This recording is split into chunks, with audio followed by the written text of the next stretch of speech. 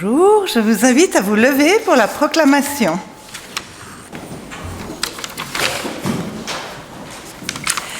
Que je dis avec les paroles d'un grand poète chrétien qui s'appelle Henri Capieux. Ça s'appelle « La source et l'estuaire ». Est-ce qu'on m'entend? Non. Tu es la source et l'estuaire.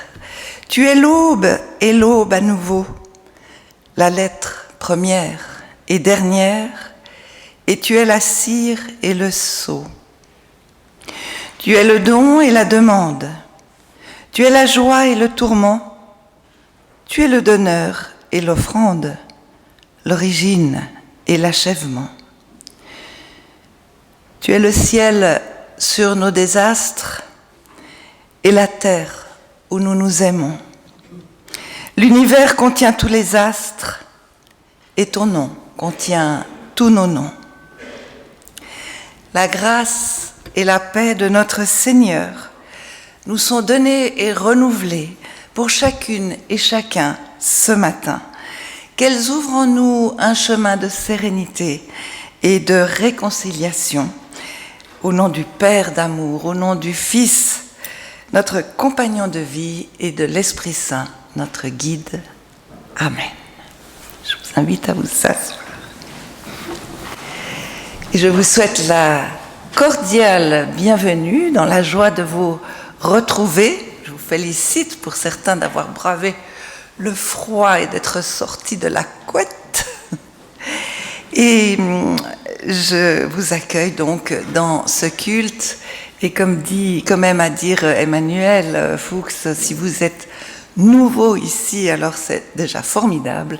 Et soyez particulièrement les bienvenus, mais les autres aussi.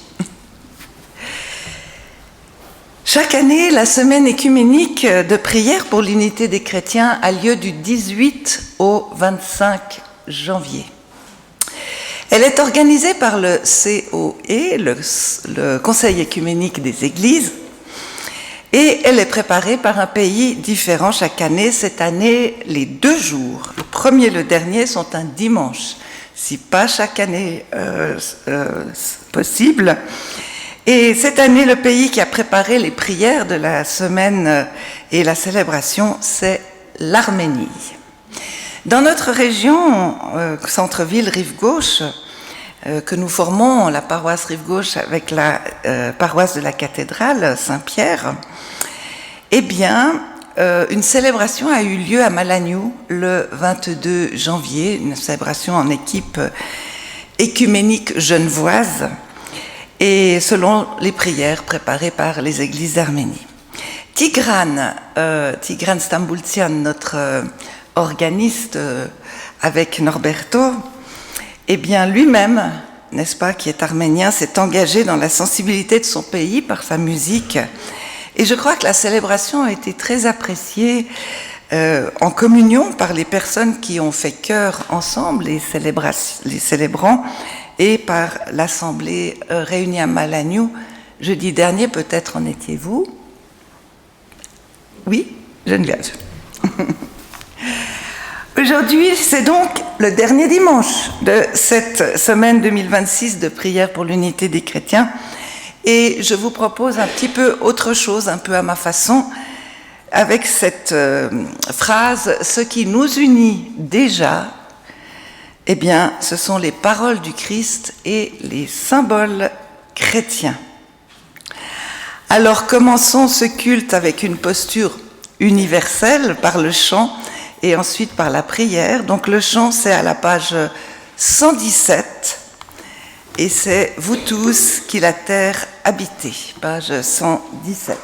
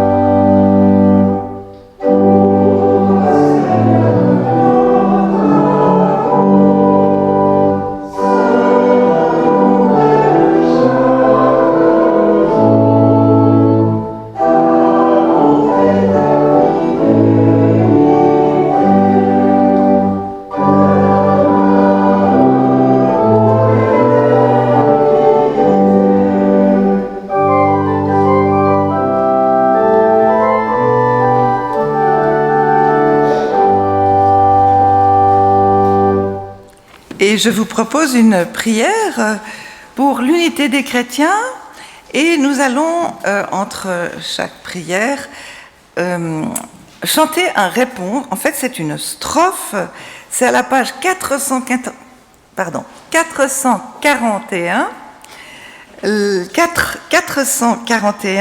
le numéro 3406, 441, et nous chantons la première strophe en répond.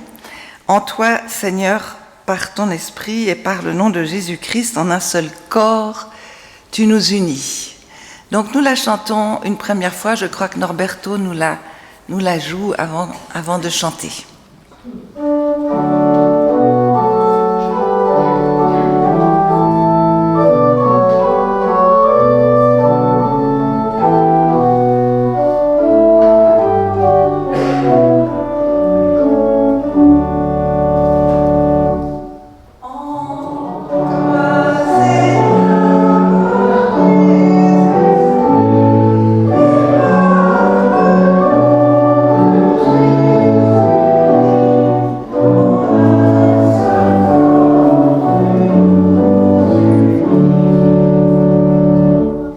En ce dernier dimanche de la semaine de prière pour l'unité, nous nous en remettons à toi, ô Dieu, et nous voulons marcher avec toi, Seigneur Jésus.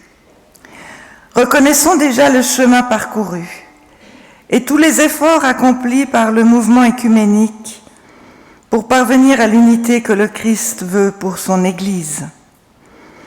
Et veillons sur nos églises sœurs en souffrance dans le monde, qu'elles puissent résister et rester fortes. Puissions-nous rester en éveil et vigilants pour leur apporter un peu du soutien si nécessaire. Envoie ton Esprit, Seigneur, qu'il affermisse nos résolutions et approfondisse nos échanges, afin que la prière de Jésus se réalise en nous et dans les églises.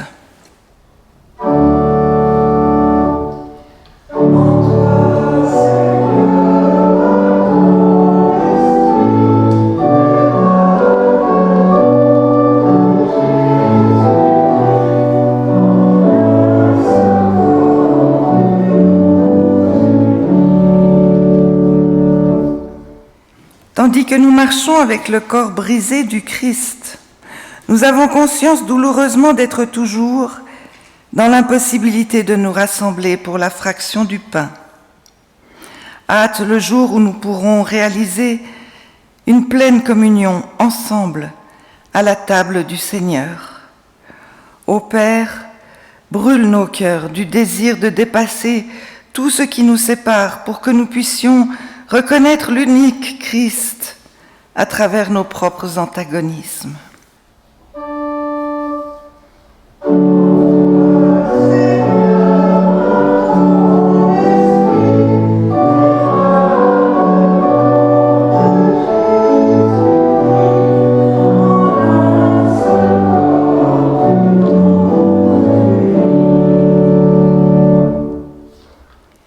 Tandis que nous marchons avec toi, Seigneur, en louange et en célébration, nous découvrons que l'unité partagée au sein de nos communautés rend profondément témoignage à l'évangile de la foi et de l'espérance.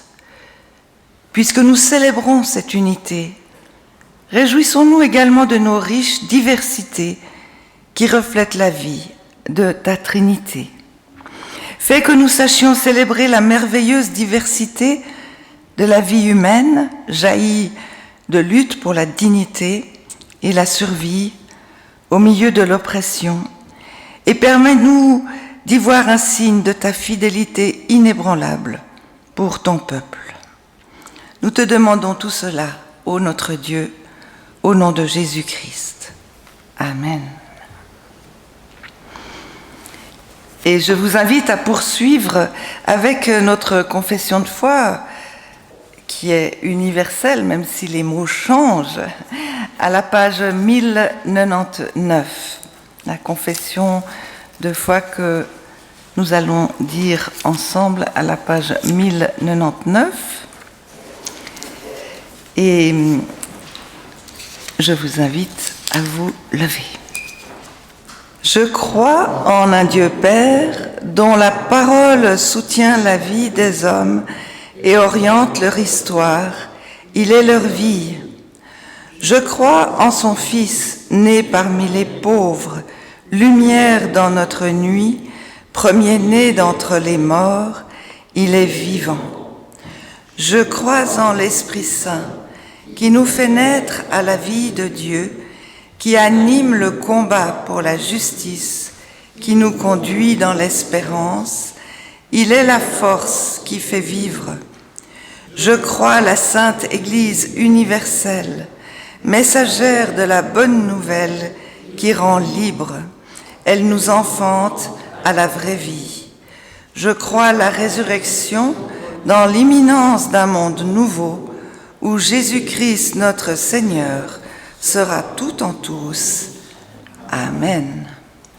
Et je vous invite encore à naviguer dans notre livre de chants à la page 236, pour chanter ce chant « C'est toi Seigneur » qui nous unit. 236.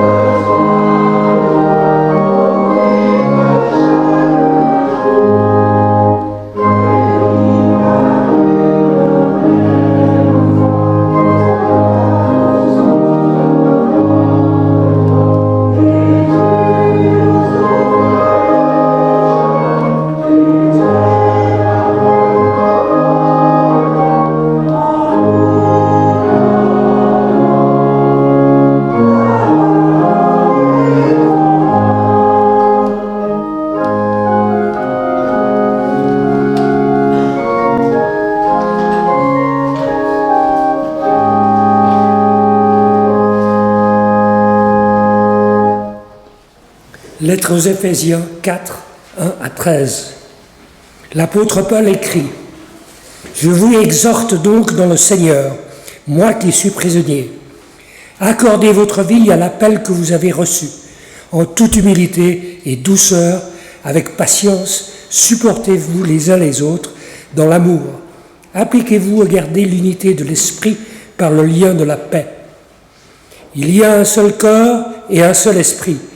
De même que votre vocation vous a appelé à une seule espérance, un seul Seigneur, une seule foi, un seul baptême, un seul Dieu et Père de tous, qui règne sur tous agit par tous et demeure en tous. À chacun de nous, cependant, la grâce a été donnée selon la mesure du don du Christ. Et voici les dons que le Christ a fait d'être apôtre, ou bien d'être prophète, ou bien d'annoncer la bonne nouvelle. D'autres ont reçu le don d'être pasteurs, ou encore d'enseigner. Ceci afin de préparer les membres du peuple de Dieu à accomplir la tâche du service chrétien pour bâtir le corps du Christ dans la loi. De cette façon, nous parviendrons tous et toutes ensemble à l'unité de notre foi et de notre connaissance du Fils de Dieu, à l'état d'adulte, à la taille du Christ dans sa plénitude. Nous lisons Évangile de Matthieu 6, versets 7 à 13. En priant, ne multipliez pas les paroles, comme les païens qui s'imaginent qu'à force de paroles, ils seront exaucés. Ne faites pas comme eux, car votre Père sait de quoi vous avez besoin avant même que vous le lui demandiez. Voici donc comment vous devez prier. Notre Père qui est dans les cieux, que ton nom soit reconnu comme sacré, que ton règne vienne, que ta volonté advienne, comme dans les cieux, ainsi sur la terre. Donne-nous aujourd'hui notre pain essentiel. Remets-nous nos dettes, comme nous aussi nous l'avons fait, pour celles et ceux qui avaient des dettes envers nous. Et ne nous laisse pas entrer dans l'épreuve, mais délivre-nous du mauvais. Dans toute famille, au sens de notre groupe familial vivant, et au sens large de notre famille ancestrale, nous sommes unis et en quelque sorte réunis à travers le temps et dans le temps présent par nos origines fondatrices. Tandis que, par essence, nous sommes des individus par définition différents, de personnalité, et nous ne nous choisissons pas. Nous sommes simplement appelés à exister ensemble, idéalement dans l'amour et la reconnaissance, mais pratiquement dans de possibles difficultés relationnelles, voire d'antagonisme plus grave. Eh bien, il en est de même de la famille chrétienne, dont les diverses confessions sont comme des enfants différents, mais assemblés de fait dans une même famille qui s'appelle la chrétienté. Nous pouvons supposer un amour et un respect mutuel évangélique qui les unit fondamentalement par leur origine commune. Ce serait le verre à moitié plein de l'unité chrétienne. Mais nous savons aussi les différences qui les et qui nous caractérisent et qui peuvent les séparer jusque d'une manière antagoniste dommageable pour le rayonnement de la parole chrétienne que ces confessions et nous-mêmes nous représentons. Et c'est le verre à moitié vide de l'unité chrétienne. Cependant, on peut le constater et le dire, rien n'est figé et tout évolue dans un sens comme dans l'autre. Comme je l'écrivais dans le message du vendredi annonçant ce culte, nous sommes la famille chrétienne. Ainsi, comme le préconise l'apôtre Paul, au lieu de nous exclure les uns les autres à cause de nos différences, et au lieu de manipuler la Bible à l'avantage des puissants, cherchons toujours à rivaliser d'estime réciproque. Et j'ajoute d'estime mutuelle. On peut traduire réciproque ou mutuelle. Il y a rivalité, c'est vrai, mais c'est une rivalité d'estime. C'est magnifique, vous ne trouvez pas? C'est une rivalité d'estime réciproque. Une estime n'a pas de sens si elle est unilatérale. Et donc, si elle n'est pas réciproque. Mais une estime est également vaine si elle n'est pas mutuelle, dans le sens qu'elle ne cherche pas à reconnaître qui est l'autre, dans ce double sens de connaître, de le connaître, d'apprendre à le connaître ou à la connaître sincèrement, et également de tenter de le ou de la reconnaître dans sa propre personnalité. Ceci dit, ce qui fonde notre famille chrétienne, c'est bien en premier lieu la parole du Christ, de son vivant, suivie du rayonnement de ses témoins dans la foi, et apôtres et prophétesses cités dans les Actes des Apôtres, par la transmission de cet événement, Jésus-Christ d'une part. Il faut cependant d'autre part qu'une réception de cette parole ait lieu et se propage notamment par les premiers chrétiens qui ont commencé cette transmission et cette réception, qui se sont emparés de cette parole, qui se sont battus pour sa diffusion intérieure en eux-mêmes et extérieure jusqu'aux extrémités de la terre, disait Jésus. Or, cette famille chrétienne, elle est née dans des conditions extrêmement dommageables, soumise à une persécution de plus en plus cruelle et génocidaire sous les Césars romains. Et ceci très rapidement après la mort du Christ, puisque ça a commencé, peut-être même avant, mais en tout cas sous Néron, qui a commencé à régner en 54 après Jésus-Christ, jusqu'à la conversion, et la convention aussi, mais la conversion de l'empereur Constantin à la foi chrétienne, et il a obligé tout l'Empire à devenir chrétien, en signant la fin des persécutions en 313. Donc vous voyez, 313, 60 à 313, ça fait beaucoup d'années, ça fait beaucoup d'empereurs, et ça fait beaucoup de gens chrétiens, persécutés, on va le dire comme ça, par l'édit de Milan. Et si on en revient à la parole du Christ, eh bien, un exemple flagrant de cette parole qui nous unit encore aujourd'hui, en une récitation commune et en toute langue, c'est bien la prière du Notre Père. Elle est transmise seulement par les évangiles de Matthieu et de Luc. Cette parole, dite par Jésus, est déjà visible dans les évangiles, transmise dans les évangiles, si vous lisez les deux, vous avez des accents différents, et elle a été ensuite relayée par les églises pour un usage liturgique et une récitation commune.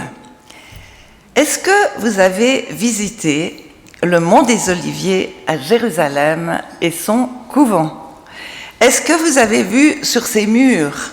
C'est magnifique. Il y a plus de 170 tableaux en céramique égale plus de 170 langues différentes du Notre Père. Et rien que ça, on est unis, quoi. Et c'est non seulement esthétiquement beau, mais très, très touchant. Et c'est évidemment un magnifique témoignage vivant et vibrant de notre unité chrétienne. Et vous savez que cette prière se récite depuis des siècles et horizontalement dans notre monde aujourd'hui, dans toutes les langues justement. Un autre exemple de ce phénomène, c'est l'apôtre Paul, contemporain de Jésus, qui pourtant ne l'a pas connu directement, qui a créé des communautés grecques en Grèce, en Turquie et en Grèce. Je dis grec parce que vous allez voir que c'est important.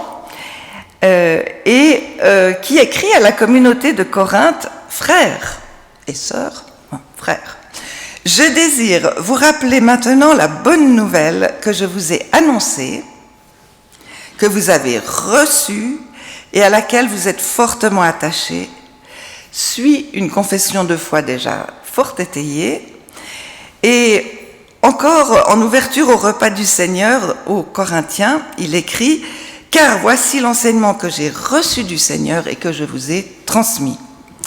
La nécessité de recevoir, puis de transmettre, et que ce soit reçu et transmis plus loin, ou autrement dit, la chaîne de la foi chrétienne à travers les hommes, les femmes, les enfants, au siècle des siècles. Et du même apôtre, cette parole aux Éphésiens, ça c'est plutôt en Turquie, mais tout le monde parlait grec, choisie par l'Église d'Arménie, donc, pour la célébration de cette année de prière pour l'unité des chrétiens. Accordez votre vie à l'appel que vous avez reçu, en toute humilité et douceur, avec patience. Oh là là, ça c'est quand même difficile. Supportez-vous les uns les autres dans l'amour. Appliquez-vous à garder l'unité de l'esprit par le lien de la paix. Ou encore cette injonction, nos dons reçus, nous les exerçons afin de bâtir, de construire le corps du Christ dans la foi.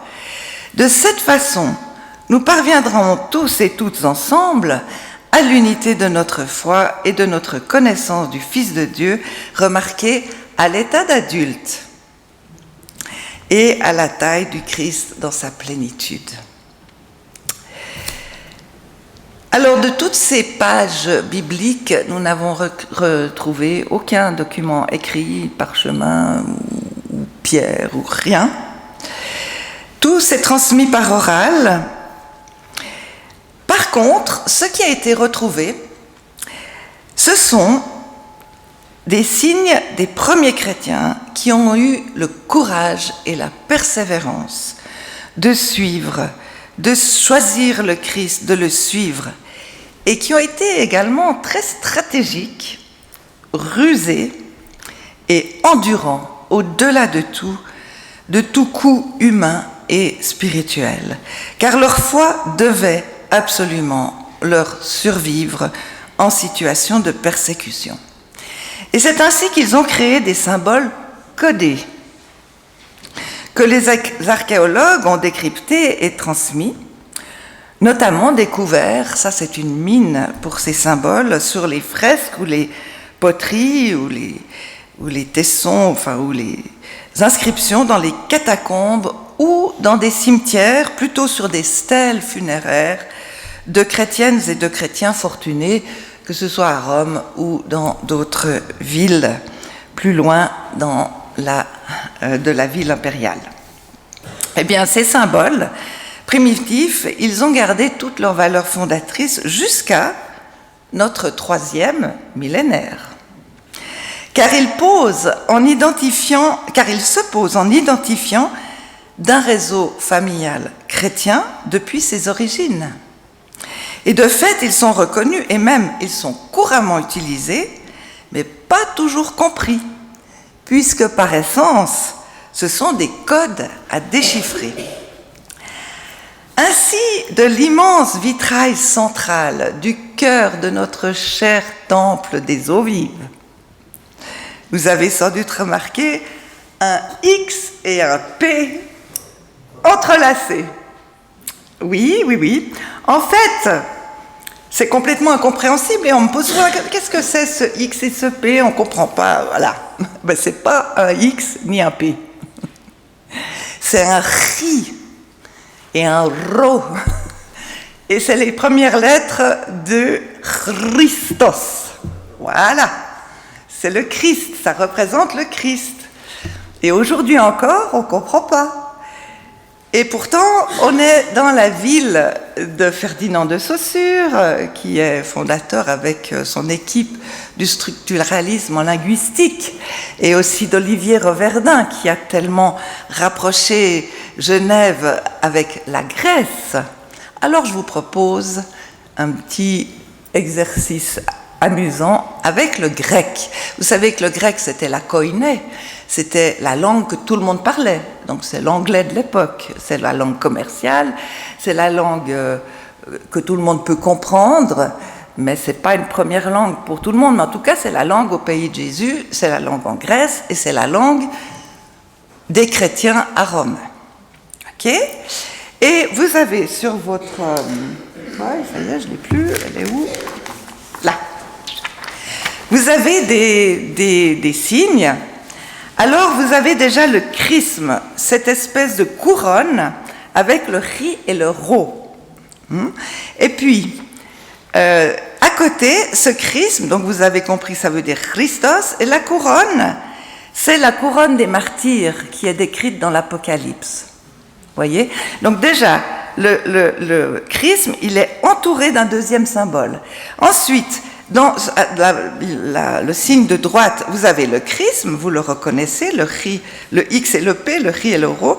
Vous avez l'alpha et l'oméga, mais à l'envers. Bon, ça doit être la photo qui est à l'envers, parce que l'alpha est le premier et l'oméga est le dernier. Et puis, vous avez, donc l'alpha et l'oméga, c'est parce qu'à la fin de l'Apocalypse, Jésus dit « Je suis l'alpha et l'oméga, le premier et le dernier, le commencement et la fin. » Donc, une allusion vraiment au Christ total, en plénitude, comme le disait tout à l'heure. Et puis, vous avez des espèces de petites vaguelettes, là. Ça représenterait l'eau du baptême, donc l'eau du baptême de Jésus, puisqu'on parle de lui, mais aussi l'eau du baptême des personnes qui ont été baptisées. Donc, l'eau de l'Église, si vous voulez, ça représente, ces vaguelettes représentent l'Église de Jésus-Christ. Après, vous avez ce signe que j'ai mis, cette stèle funéraire que j'ai mise sur votre feuillet en grand. Alors là, vous avez de nouveau la couronne. Maintenant, vous savez que c'est celle des martyrs. Donc, voilà, elle est en plus grand. C'est pour ça que je vous le propose à déchiffrer là. Vous avez Hirsus Zonton, ça veut dire poisson des vivants. Bon, poisson des vivants. Et ensuite, vous avez en effet deux poissons, une ancre, et si vous arrivez à lire le L, il manque un peu, mais c'est Lousinia, après Famia, etc. Je ne veux pas tout lire, mais Lousinia. Donc c'est une femme. Alors, qu'est-ce que c'est? C'est la stèle funéraire d'une femme qui est probablement riche et de bonne famille, au prénom de Lousinia, qui est probablement morte martyre,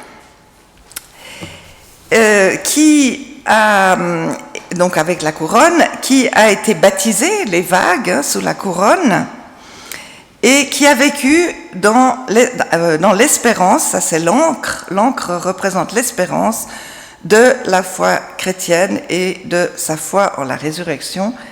Alors on verra que c'est les deux poissons. Bon, je suis désolée, je n'ai pas su interpréter le D et le M. C'est peut-être le dies mortis ou bien le dies martyrium, le jour de la mort ou le jour du martyr, je ne sais pas. Par contre, je vous dis juste que dans les tombes, on trouvait le mot, les lettres D et N, parce que c'était dies natalis, le jour de la naissance. On est mort donc, hein, mais pour cette espérance chrétienne, cette encre qui représente l'espérance de l'âme, eh bien, quand on meurt, eh bien, on est à la résurrection, on est à une nouvelle naissance. Alors, venons-en aux poissons. Alors là, je vous retournez au petit feuillet, là où vous avez une espèce de nouveau le chrisme, et dessous, vous avez comme gribouillé les lettres I, iota, chi, theta, upsilon, sigma. Donc, c'est Hirsus. Mais pourquoi les chrétiens écrivaient ces noms et montraient des poissons, et pourquoi aujourd'hui encore sur les voitures, hein, sur certaines voitures, vous voyez un poisson? Est-ce que c'est des gens qui vont à la pêche? Pas du tout. Enfin, peut-être ils vont à la pêche, mais ils sont peut-être comme Pierre, des pêcheurs d'hommes et des pêcheurs... Voilà. Donc, Hirsus, pourquoi? Parce que c'est un acronyme. Donc, acronyme, vous savez, hein, ONU, Organisation des Nations Unies, on prend la première lettre et puis il y a une signification, mais quand on dit ONU, on comprend très bien que c'est ONU. Ce que c'est. Eh bien là, on prend chaque première lettre.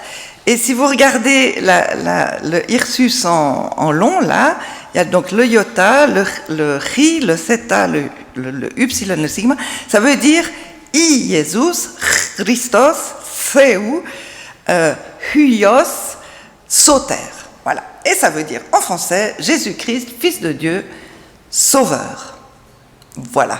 Donc le poisson, c'est à la fois Jésus-Christ, c'est à la fois le Fils de Dieu, et c'est à la fois le Sauveur, et qui nous sauve, entre autres, de la mort, puisqu'il est ressuscité. Voilà, tout ça dans le poisson.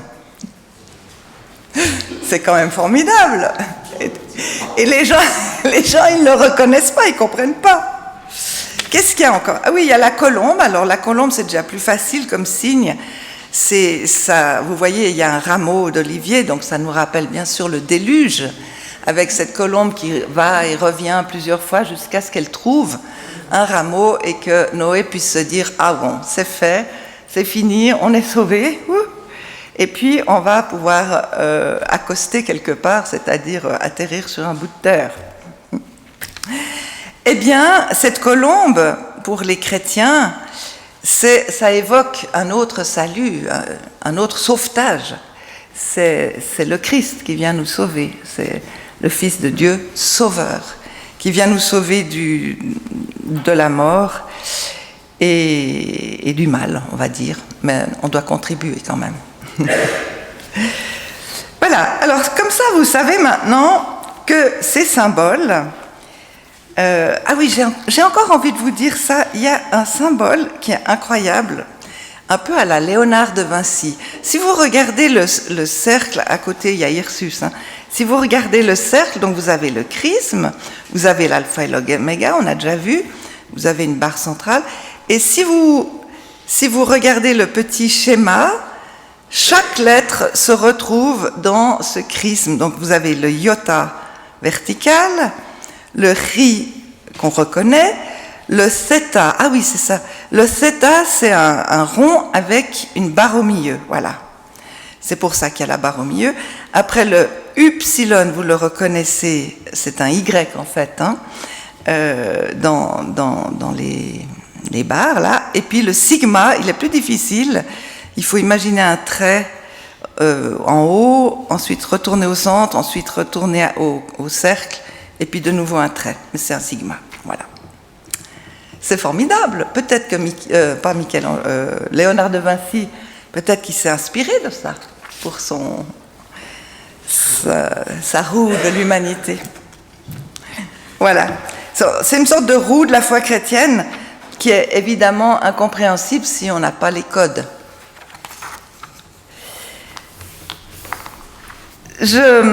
Oui, il y a d'autres signes comme le blé et la vigne. Donc ça, nous savons que c'est une allusion au repas du Christ, du vin et du pain.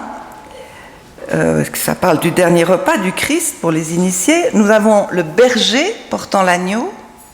Alors à la fois le Christ est le berger et à la fois il est l'agneau.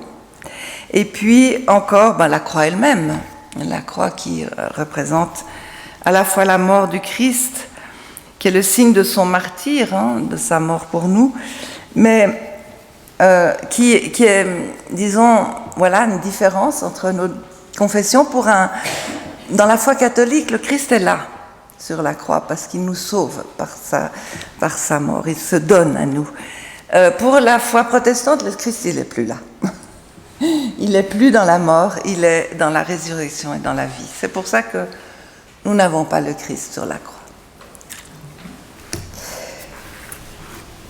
J'aimerais encore vous citer donc cette phrase que j'ai mise sur votre feuillet. Du 1er au 3e siècle, l'Église répand la bonne nouvelle le long des routes commerciales. Ça, c'est très important. À la Réforme, c'est la même chose. C'est les marchands qui diffusaient la parole. Dans les maisons de quelques riches convertis, et ça existait beaucoup, et ou les arrière-boutiques des fidèles plus modestes. Des signes visibles qui permettent ainsi aux chrétiens persécutés de se retrouver. Voilà cette piste de réflexion, je dirais, à poursuivre dans notre prière pour l'unité des chrétiens, parce que je trouve que c'est une réalité fondatrice de la chrétienté dont nous devons toujours nous souvenir. Parce que c'est l'importance de cette persévérance à tout prix, mais vraiment tout prix coûteux, de témoins du Christ qui ont traversé les siècles, qui ont vécu de leur foi, comme nous aussi, nous continuons de le faire, de la recevoir, de la vivre, de la transmettre aujourd'hui. Et comme le dit l'apôtre Paul, chacun, chacune à sa manière, avec le don que chacune et chacun nous avons reçu. Et j'ai envie de dire qu'aujourd'hui, c'est pas si simple de parler de sa foi. Et qu'en général, on n'en parle pas, parce qu'on a l'air un peu de naïf et voilà. Je ne vais pas plus loin, mais je crois que vous connaissez la liste.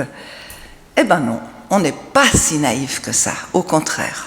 On est peut-être en avance sur tout le monde dans cette force, dans cette puissance intérieure, dans cette force intérieure qui nous est donnée et que nous cherchons à cultiver tant bien que mal. Hein. Ça ne veut pas dire qu'on ne doute pas, ça ne veut pas dire que des fois on est en colère ou on n'y croit plus, quoi. Voilà, les choses invisibles, des fois c'est difficile quand même. Mais si nous nous souvenons que nous ne sommes pas les premiers dans cette dynamique, mais que nous sommes au contraire dans une chaîne de témoins, une chaîne de la foi.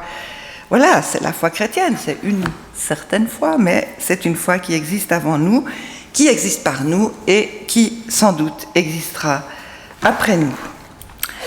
Alors qu'ainsi nous soyons fortifiés, dynamiques, pour accomplir encore mieux ce qui nous fonde en chrétienté, ce qui nous unit, malgré ou grâce à nos différences connues et reconnues. Et qu'ainsi le corps du Christ reste vivant et rayonnant au cœur du monde. Grâce aux personnalités différentes des églises chrétiennes, c'est quand même aussi une chance, à la fois complémentaire et différente, parfois dans la désunion, mais pourtant fondées ensemble sur une même foi et une même espérance. Forcément, si elles ont choisi, et nous aussi, d'être du Christ. Amen.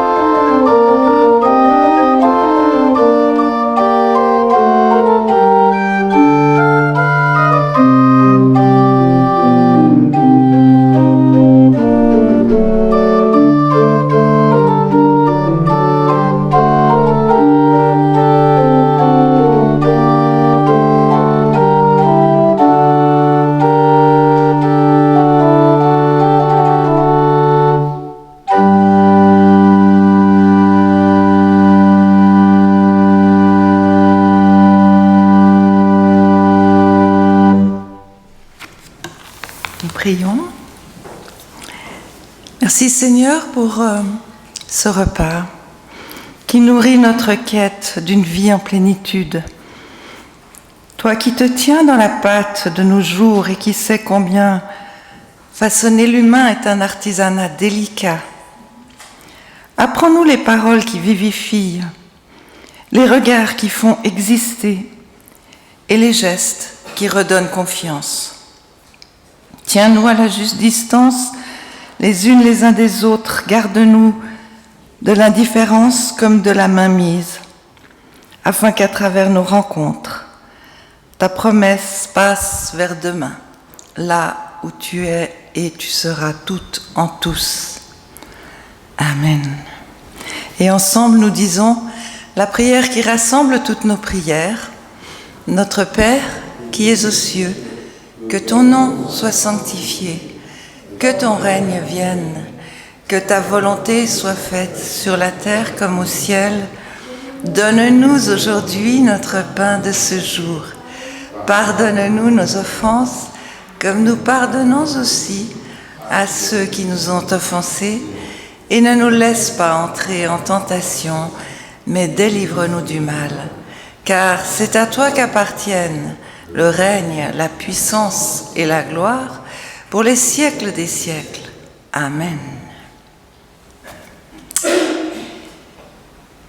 Quelques annonces avant de prendre un petit verre de l'amitié ensemble et de pouvoir nous donner les nouvelles. Ce soir, c'est la pasteure Christine Roux qui sera à la chapelle pour le culte du soir.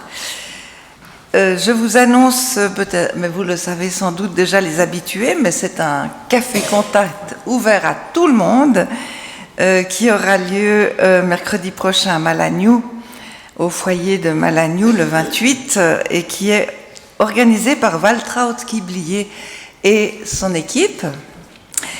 Le culte dimanche prochain, c'est Emmanuel Fuchs à Malagnou et à Champel le soir, donc le 1er février.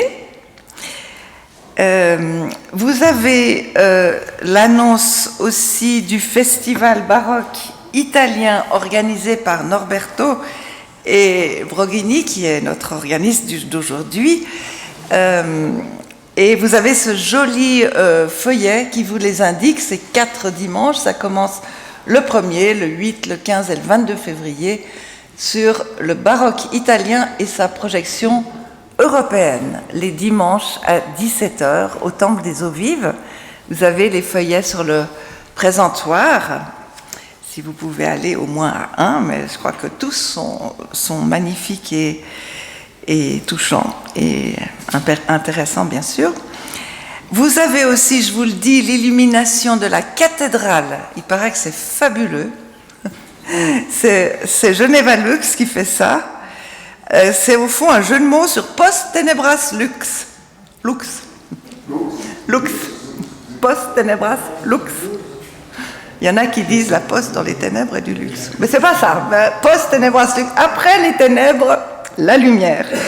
Et il y a toute cette illumination aussi au Jardin Anglais.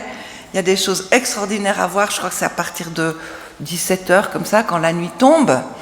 Et c'est du jeudi au dimanche, et je crois que ça se termine dimanche prochain. Enfin, je ne suis pas très sûre. Il faut aller sur le site.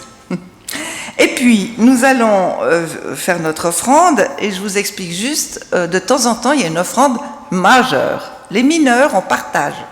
Les majeurs, c'est toute l'offrande qui part pour une bonne cause soutenue par l'Église protestante de Genève, notre maman. Et donc, c'était l'ancien EPER, et ça s'appelle, non, DM, pardon, département missionnaire, mais maintenant ça s'appelle Dimanche de l'Église, département de l'Église évangélique en mission. Je crois que ça s'appelle quelque chose comme ça, c'est DEEM. Voilà. Ben ça, c'est des projets pour la mission ici et ailleurs. Donc, au près comme au loin. Donc, nous allons faire notre offrande avec le chant « Toi qui disposes de toutes choses », vous le trouvez à la page 631. « Toi qui disposes de toutes choses » et notre offrande.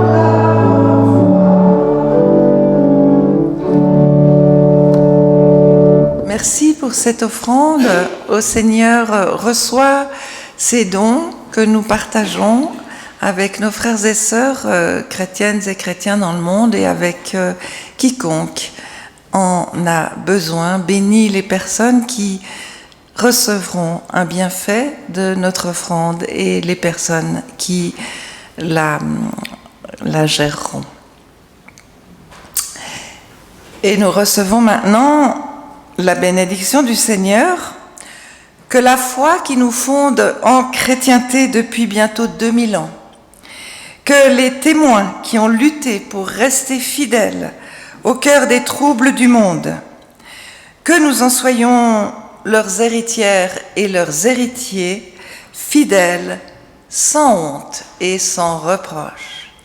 Car le Seigneur nous bénit et nous garde. Le Seigneur fait resplendir sa lumière sur nous et nous accorde sa grâce. Le Seigneur tourne son visage vers nous et nous offre sa paix. Qu'ainsi le Dieu de la paix, de l'amour et de l'espérance nous bénisse, le Père, le Fils et le Saint-Esprit.